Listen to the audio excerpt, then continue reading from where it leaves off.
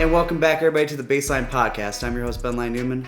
Now, for our special guests today, we actually have two of them. Went to Catholic Central with both of them. They are currently in the middle of their senior season playing basketball at Aquinas College. Please welcome my special guests, Eliza Brown and JaKarri Alven. Guys, how you doing today? Doing great. Thanks for having us. Thank you. Yeah, of course. Now, to start things off, like I just mentioned, you guys are in the middle of the season, 8-9 record right now. But how'd you say the season's going overall so far? Let's start with you, JaKarri. I'd say we're struggling a little bit, but the connections within the team, it's still there. We're just trying to figure out how to piece it together so that we're all flowing in one direction instead of having bits and pieces of not productiveness, but just connectivity and playing together as a team. Yeah, I think Coach was saying it's been 12 or 13 of the games have been one possession games, win or loss. And so it's always been just we're right there. We've been fighting pretty hard. But yeah, once we realize we're halfway, I think it's just kind of that turning point where we're this is our last year. We really got to leave it out on the floor. So it's definitely been some ups and downs, but it's been a great year. Just love the team that we have this year for sure. Yeah, definitely. I mean, I can definitely understand that. I mean, with my job with the Jazz currently, especially these last few weeks, we've lost so many games within two possessions of just winning it. We had a 5-game losing stretch of a total of 15 points at one point. So I can definitely understand that being frustrating, just trying to figure out, we're in the game, just trying to figure out how to pull it through at the last minute. Now, going off of that, you guys both grew up in Grand Rapids. Kind of talk about your backgrounds a little bit growing up and kind of how it played into your love of basketball. Yeah, so I grew up in Grand Rapids. I went to Immaculate Heart of Mary, and then I went to Catholic Central as well. I can't remember exactly how old I was when I started playing basketball, but I think I had two older brothers, so we played, with the Nerf hoop all the time in the house. And then I finally graduated to going outside and just my dad was my coach in middle school, and I just always loved the game. And then I also got the opportunity to play AAU. I would see JaKarri at tournaments sometimes. I feel like we kind of always just knew each other in the basketball community. And then, when it got to Catholic Central, that was just so fun to play for high school. It's definitely each year you can kind of realize just that different level. It just keeps getting more competitive and more competitive. And I didn't really think I was going to be playing in college, to be honest.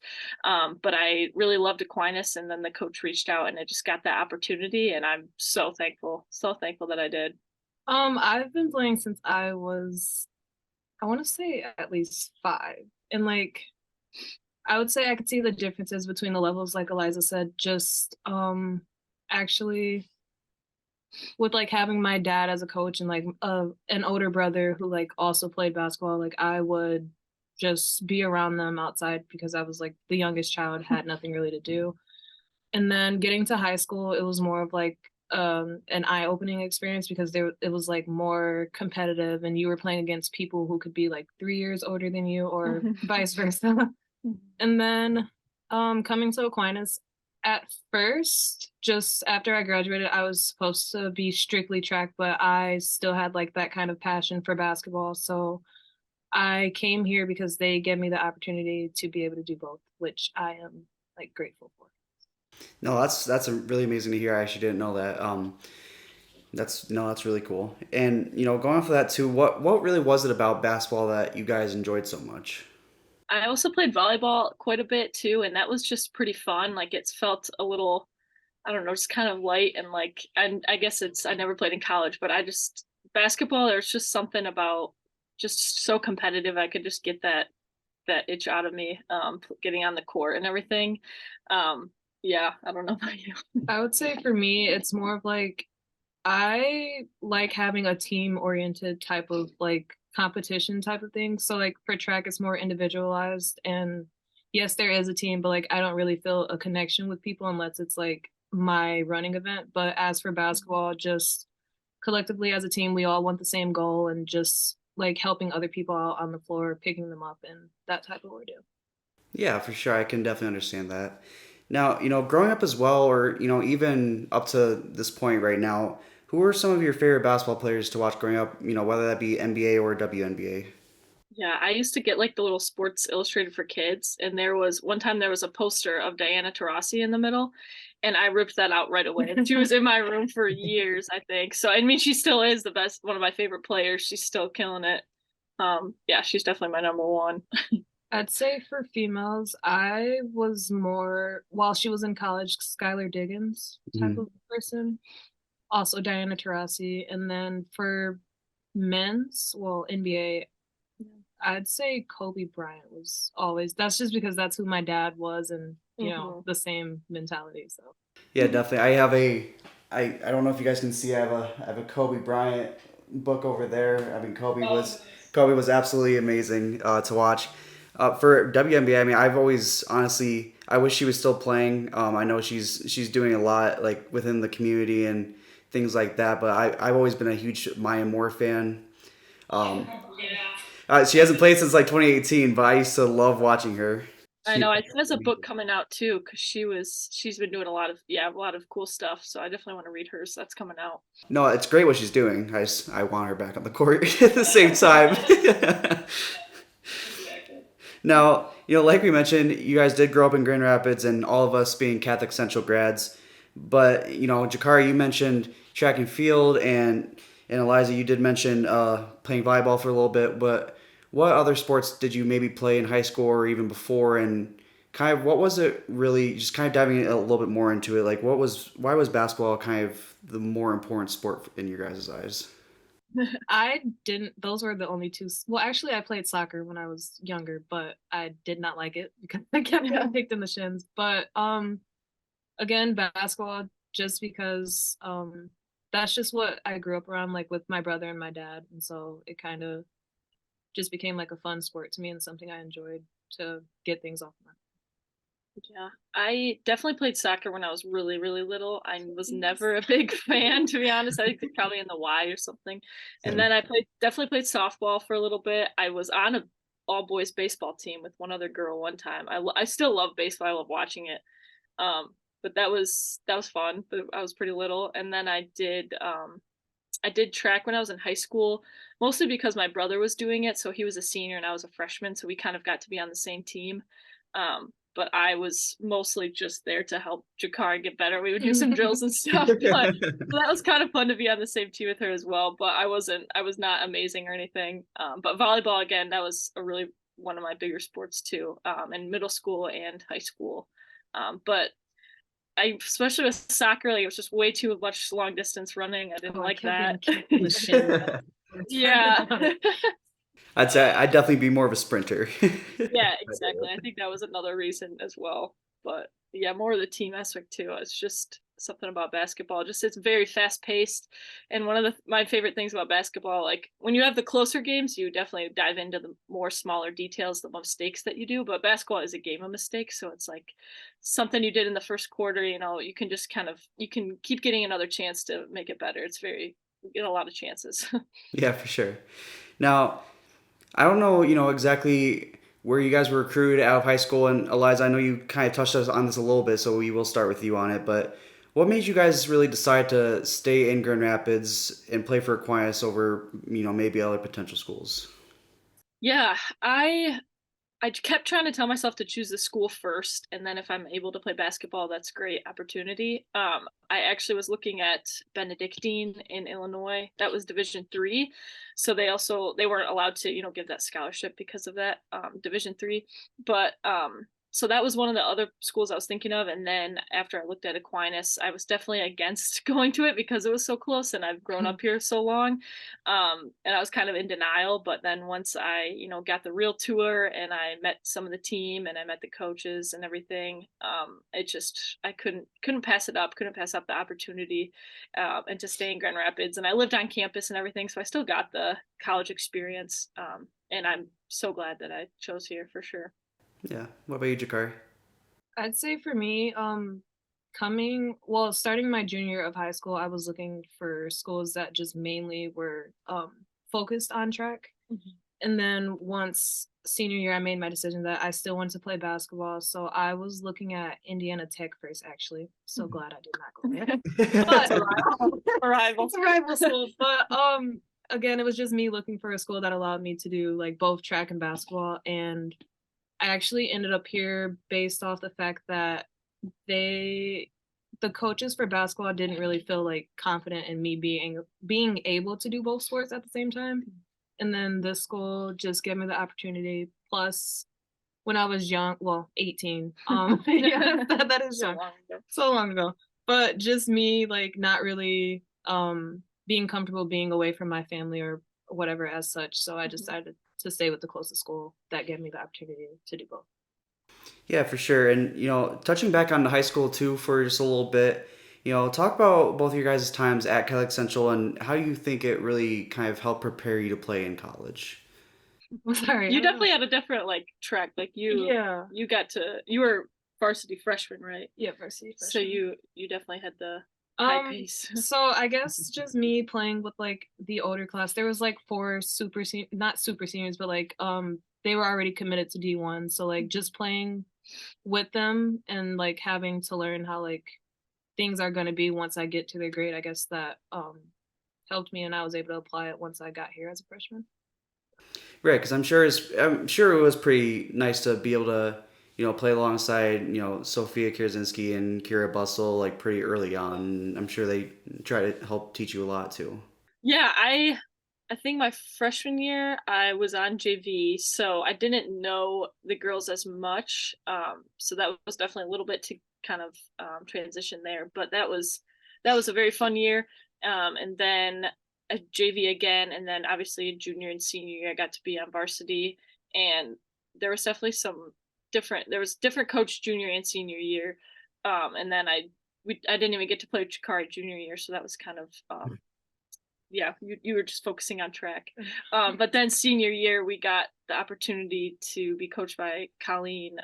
Used to be Lamoureux Tate, but now it's Nagel. And she, going into it, I knew she was very successful, and she took Catholic Central to a couple of championships.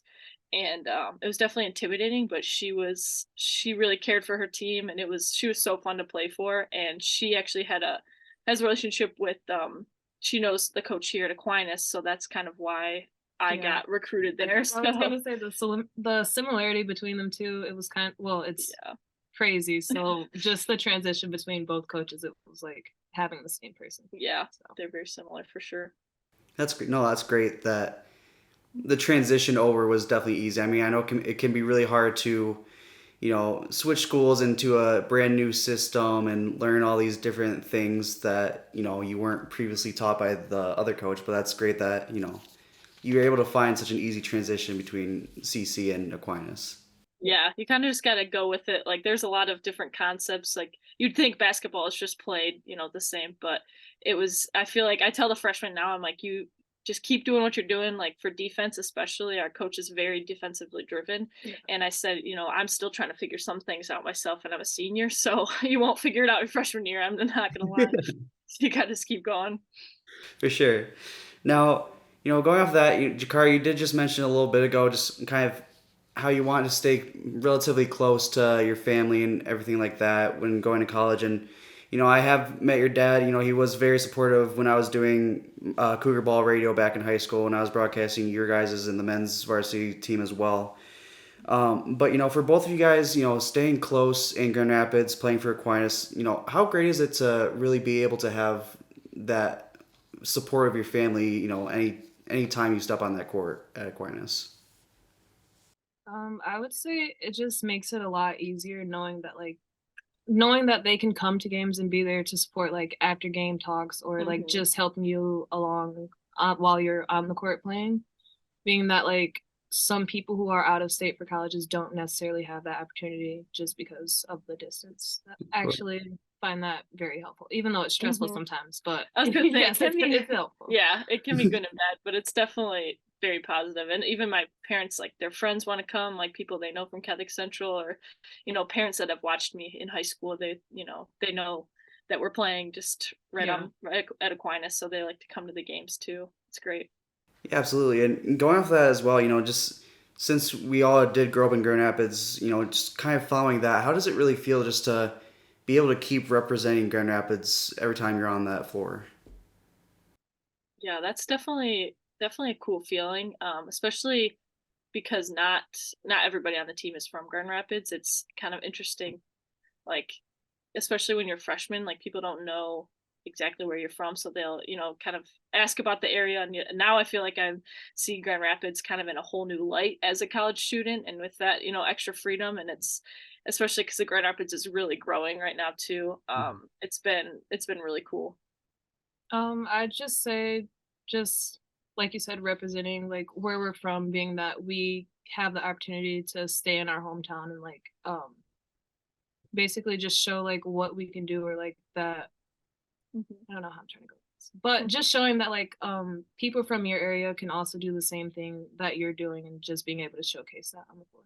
Kind of just diving in a little bit to the team, just doing my research, I did see that you guys are the number one team in the conference for opposing field goal percentage as well as opposing teams' points. I know you guys just mentioned that your head coach definitely does have a very big defensive focus. So can you guys kind of describe on what that focus really is about, why the defense is so important, and kind of how it helps you guys on the floor as well? I would say just growing up, always hearing that like defense wins games, and just how our season's going this time, like whether we win or lose, the 3 point difference, like it comes down to defense. And then I don't know, I find it actually kind of fun. So like just being able to help a teammate, or I don't know, just having the same mindset to get the ball, because in the end our goal is to win Yeah, the game. sure. I am definitely a shooter. I love to shoot the three. I like to just be on offense. So going into it and realizing that he was very defensively driven, I was a little scared because I wasn't the best defender. I'm just not as quick as JaKarri or somebody. So it's definitely, I've learned to like it. It is very, I mean, you can see its importance as well, especially when we're playing teams. Going into it, we can see how many points they usually average, and we hold them into to like Yeah. 40, 50 points. Like we played Cornerstone, we unfortunately lost, but they almost scored like 100 points a game. Like they are super fast, but we held them to like 63 or something like that. So that alone was pretty impressive. And so that is definitely something to be proud of. It's not just people who score all the points, but it's defensive stops are really, really fun to get. Yeah, and going off of that as well, while you guys do really excel at the defensive end, like we mentioned earlier, the team is currently sitting at an 8-9 record, pretty, I guess, middle of the pack, let's say. But what do you guys think kind of just needs to be done to possibly create this kind of mid-season push for you guys? Yeah, I think the most important thing is just just being ready right away. Like I think our ups and downs are so big as a team. Like when we're up, doing really well, and then if we get a couple turnovers or something, it goes down pretty fast. So that'd be something. I would also say just how like we're in the middle of the season, like whether you're a freshman or senior, just playing like it's your last possession, just because for some people it is. And then later in the future, like it'll be their turn, and then like I don't know, even though we still have a couple more games left, but just knowing that like this is our last season, like it kind of sucks a little bit, just knowing that like this might be the last time that some people play. So I just feel like if we go out on the floor like ready to go, and then just I don't know, like sacrificing, like our coach had a speech about that, but like sacrificing your body, and again just playing every possession like it's the last one. Yeah, definitely. I mean, nothing really motivates a person, in my opinion, than knowing that something's about to come to an end, and you really want to drive yourself to make that last little bit the best it can be. So I definitely can understand that.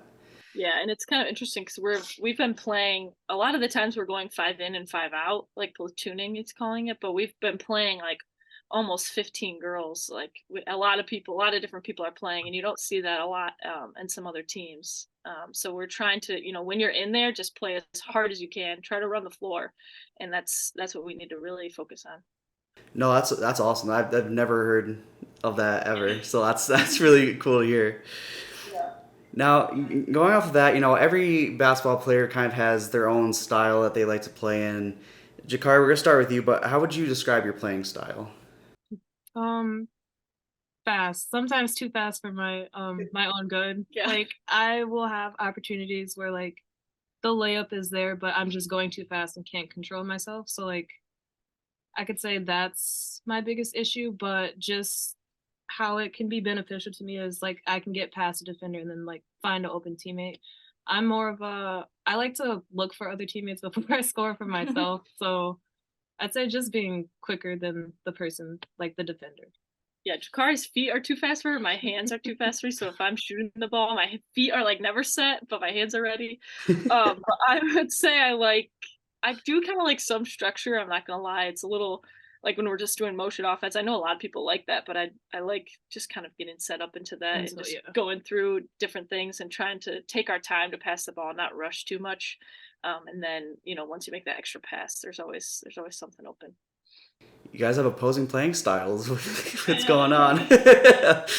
Moving on from that too, music is something important to everybody's lives, but with an athlete, it can be very important too. So, what are some songs or just kind of styles of music that you guys listen to kind of get yourself in the zone, ready to play, things like that?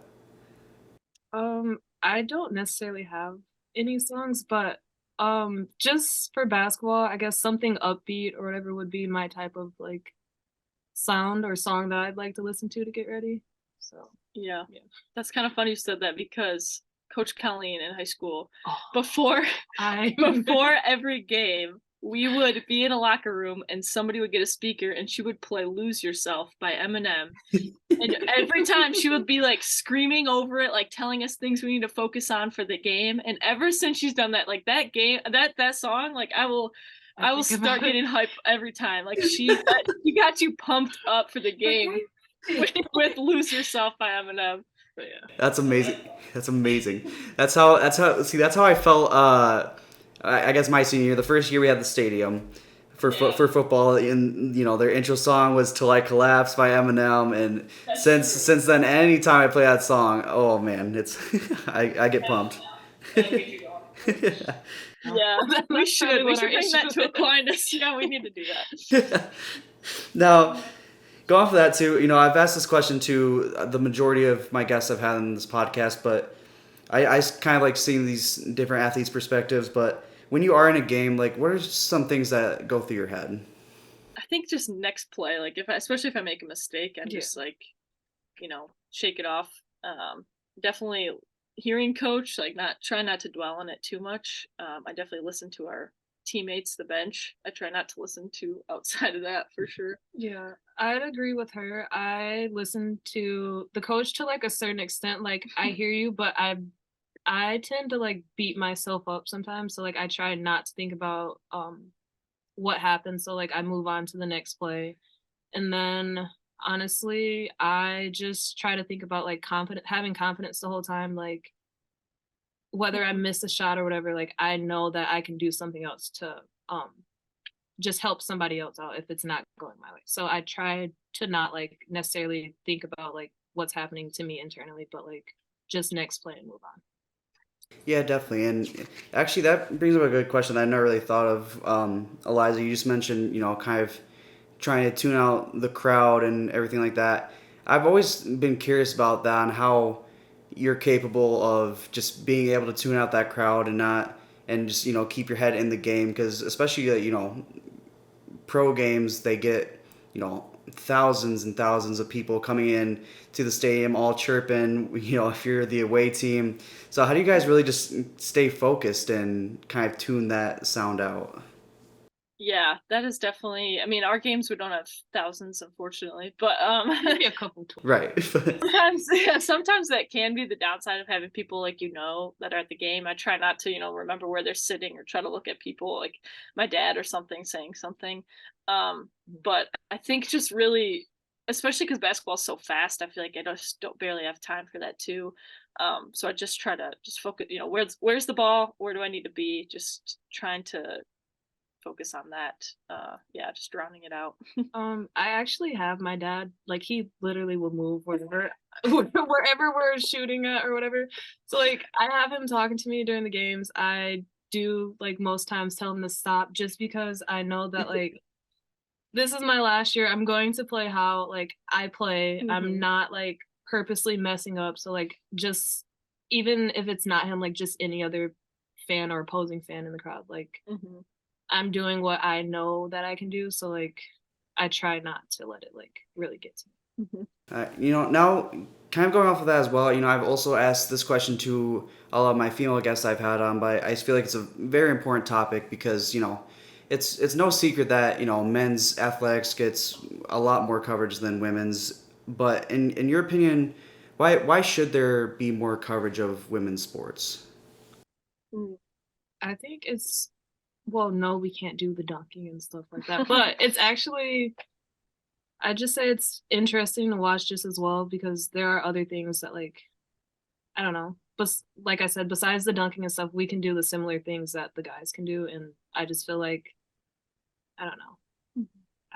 It's still, yeah, I it's don't still, know. still mostly the same game. It's still the same game. Yeah, it is definitely something that you can see in college and everything. Whether that's gym time or something, you can kind of blame it on that if we're just the girls basketball team. But I think it also can, yeah, it's just the same game as well. Yeah, definitely. I mean, just in college and post college too. I mean, some of the best games I've ever been to have been women's games, and like you said, the only really difference is most of you guys can't dunk. That's like legit the only difference that I see personally. But going off of that too, like, what do you think kind of needs or could be done for women's athletics to maybe start getting more coverage? Yeah, I feel like a lot of people kind of default to like, well, there's not, sponsorships or there's not advertisers or something. But I think it's kind of, it could go either way. Like, there's no coverage to get those advertisements. And so it's kind of both ways. Like, I think there's a lot more room. And now there's sports are growing. Like, there's not just women's basketball, there's so many more sports that are out there now. And so I think it's just important, especially as a younger kid, like if I saw women's basketball, if I saw Diana Taurasi on the TV, like that was just so inspiring to me. So I think that's just the most important. It's just inspiring the new generations of athletes for sure. Yeah, and I'd say that would just help with like confidence of girls going into like sports, even though like we don't have as much coverage, but like just if they were to like actually do that, they would have somebody to look up to and like idolize. Yeah, it's definitely interesting just because you always hear like oh I don't watch WNBA because it's never on, but then you get the following question of if it was on, would you watch it? It's kind of the whole chicken and the egg scenario. But at the same time, like you guys mentioned, sports as a whole is growing, and with that, you keep seeing these different women pro leagues. I mean, Grand Rapids just got their first professional volleyball league coming through in the next couple of years. Yeah, that was really cool to see. Yeah, so I mean, it's great to see it grow, and hopefully, within the next decade or two, we can definitely see more growth with women's sports as well. Now, moving on from that, with this being your guys' senior seasons, what do you guys want to try to accomplish by the time that the season wraps up? Do you have one? I think just like at the end of it, I just want to say to myself, I gave it everything, really. I mean, I really would love to try to get to the national championship. I mean, there's a lot of, or the national tournament. Um, and that would be awesome. I think in our league, especially, like all of us are so close, especially in the middle rankings. Like if we win one more game, we're gonna jump like to number 4 or something like that. Like we're just all so close, and it's just any given night. So I think just trying to be ready for every single game because every single game is going to matter the rest of the season. So yeah, just beating some of the big teams would be really fun as well. Yeah, I'd say it's similar to what Eliza said, just being able to end the season like happy and not really necessarily looking back at like the little mistakes or the things that you didn't do. So I'd say just giving a full effort and then being satisfied with it. If you guys make it to the tournament, they're not ready for your defense. That's all I can say because these are some good numbers. These are some good numbers I'm seeing. We will defend. Now, finally, just to kind of put the episode in the books, once again, with it being your final season, once the season is over and you guys are graduated and all of that, what is next for Eliza Brown and JaKarri Alven? I would say I unfortunately would be done with basketball, but I do have the opportunity just because of like injuries and COVID season to run 2 more years at Georgia Southern, but I'm still debating. I don't know if I really want to, but that is an opportunity that I would be looking at. That'd be cool. Yes. She did win a national championship here at Aquinas for track. So There you go. There you go. fastest woman in America. For me, yeah, I do. I obviously could come back for a COVID year. Right now I'm leaning towards not. I think I do love Grand Rapids. I'll probably stay in Grand Rapids. I'm just looking for a job. My major is psychology, and I want to kind of go into like a business psychology. So obviously just kind of getting that entry level job. But I could see myself going back to school maybe, but as of right now, just getting into the workforce. Yeah, exactly. Get ready for the real world, right? Exactly. Just enjoy college while you can. I know. One more semester can take it in. All right, well, guys, thank you so much for coming on. Really appreciate it, and I hope to see a big push from Aquinas. So for sure. Thanks, Ben. Thank you for. Please stream our next game. Yes. I will. Let me know how I'll stream, and I will. And that's going to wrap this episode up for us today, guys. Thank you so much for tuning in to this episode of the BaseLINE podcast. Thank you so much to Eliza Brown and JaKarri Alven for coming on, talking about their basketball careers. Hopefully we can see a big push from Aquinas from the second half of the college season. If you guys enjoyed this episode, please like, subscribe, share with a friend. If this is your first ever time watching the BaseLINE podcast, go check out my other videos as well. Put a lot of time and effort into them. As well as this, if you guys enjoyed the music, as always, go check out Hidden Harmony. Link for them will be in the description below. And with all that being said, guys, thank you again so much for tuning into this episode of the BaseLINE podcast. I'm your host, Ben Newman, and we'll catch you guys next time.